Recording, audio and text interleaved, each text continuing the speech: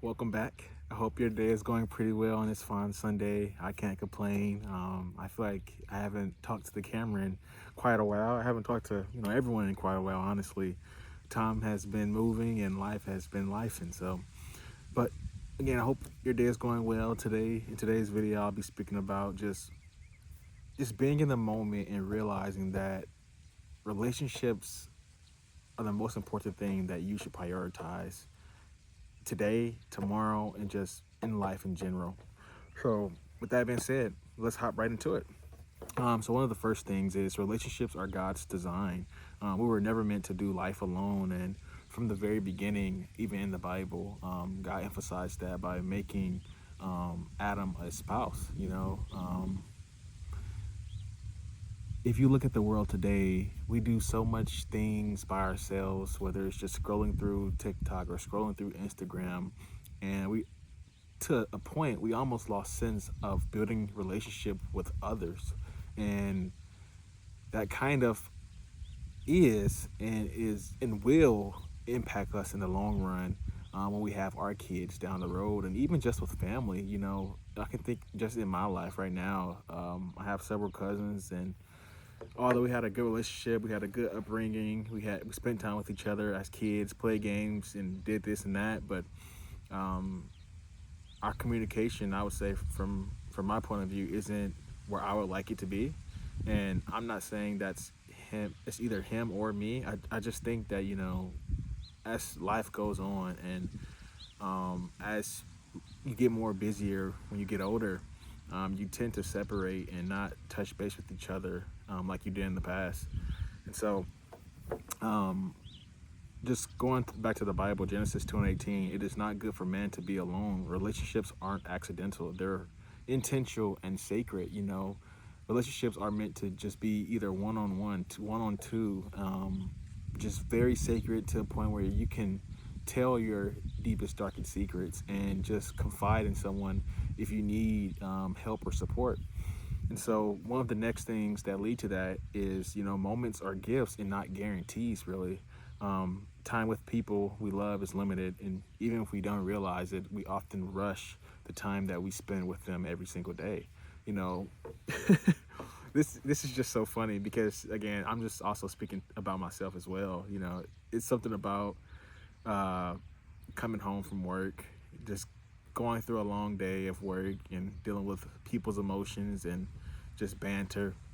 And then you get home and then you want to talk to your mom, you want to talk to your sister, your dad. But let's say they have something to share with you and you're just so tired of just everything. You just want to rest and they want to tell you about their day, the good things, the bad things, just all about it. And so a lot of times we often don't prioritize that. We often put that in the back burner because we don't want to, we don't want to go outside our way to really listen to the conversation and just listen to their story of what they did and what they experienced because we're just so daggone tired of what we did today. So, what we have to realize is, um, the Bible reminds us that life is like a vapor. Here today and gone tomorrow. James 4:14. So that's why ordinary moments matter so much than just the special moments. It's great to graduate from college. It's great to get married, but the mundane days and the mundane moments are is what really makes your life your life. So you have to love well every day. You have to love like you mean it, to others, yourself especially, because that's where it really starts at. Is just loving yourself, and then having that love for others. But that's gonna be for next video actually. So loving isn't just shown in big gestures, but in presence, patience, and listening. And being fully present is one of the greatest forms of love. Um, 1 Corinthians 13:4 and 7. Love is patient, love is kind. It's something about someone just being patient with you. A lot of times we're automatically just consumed with just like a daggone what's it called? Ferris wheel. It's just like we're just always on the go, always worried about the next thing, worried about what we're not doing in life. And sometimes we just have to take a second to just, get to the top of the roller coaster and just sit there and look to see what God has done for you, what God has done for me, what God has done for others. And so I just ask, think for a second today, like right now, think about what have you done this week. Think about all the things that you may have passed up because um, you didn't realize that you were shutting it off or shutting it down, based off your feelings or based off your wants. So I just asked you today, think about your friends, family, your spouse, and each of these people, each of these different just stories that they told you this week can be different. So usually God helps us develop not just through one person, but He helps us develop through multiple people. So friends, family, spouse. Just think about what can you get better at, not just individually, but how can you be a better person for them and not just for yourself. And so, yes, a friend can sharpen you periodically. Family shapes us and teaches us grace. And I think that is like the most beautiful thing about it. For me, I can get more upset with someone who is my family, more close to me because they know better. They know what they should not do and what they should do, and they should understand that. Versus someone who is just a someone I don't know. This leads back to embracing imperfect people, not just your mom, your spouse, or whoever else, a friend, but also people that you don't like. Everyone has a certain thing they do that is not good. And for that reason, you have to give grace to others because when you give grace to others, that shows that you are willing to put um, your love above whatever mishaps or mistakes that they think is correct. So Jesus in the Bible modeled this day in and day out, all throughout John, Luke, and the different passages. And so he valued people deeply. He slowed down and recognized timing. Timing was a big factor in Jesus's life. If you think about it, he was born as a baby. Although he was the creator of the world, he was born as a baby, grew up, learned the ins and outs, asked questions to people, and then eventually they started coming to him for suggestions, for advice, for wisdom. And a lot of times when people did that in the Bible, most of the times you would see Jesus be patient. He would not just automatically jump to a conclusion. He wouldn't jump to a solution. So why can't you do the same for others when they want, when they want someone to hear them out, or when they want advice from you, even though you think that you may not be the best person to go to, or just any other scenario in this world. He calls us to love others, and that's one of his first commandments.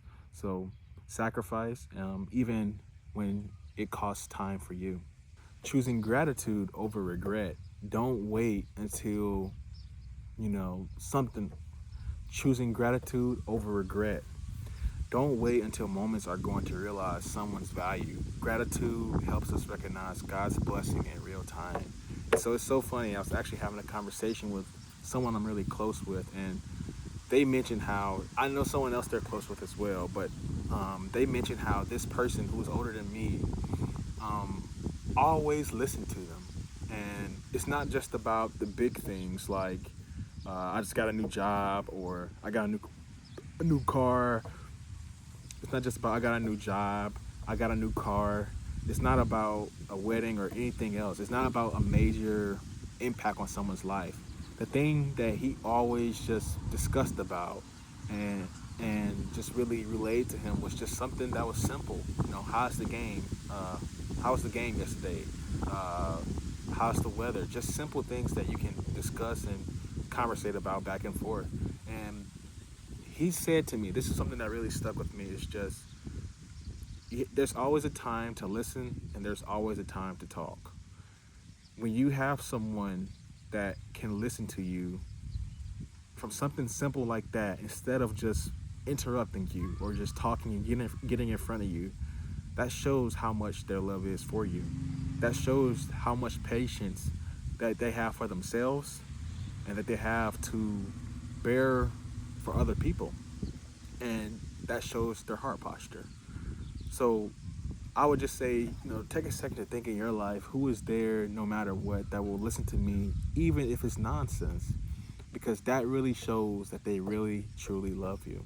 Because I'm sure if Jesus was right across from you, yes, he knows every single thing about the biggest things you done did on this life, in this lifetime of yours. But the small things, of course, he knows as well. But I'm sure if you were to speak to him about those small things, oh, well, this hamburger was horrible, he would be willing to listen. He would be willing to give feedback and just hear it and dish it back to you.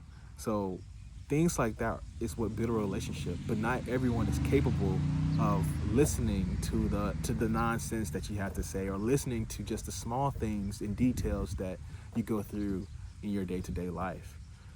So there's a time to talk and there's a time to listen. So my task or my advice would be, just think about all the different things that you have faced thus far.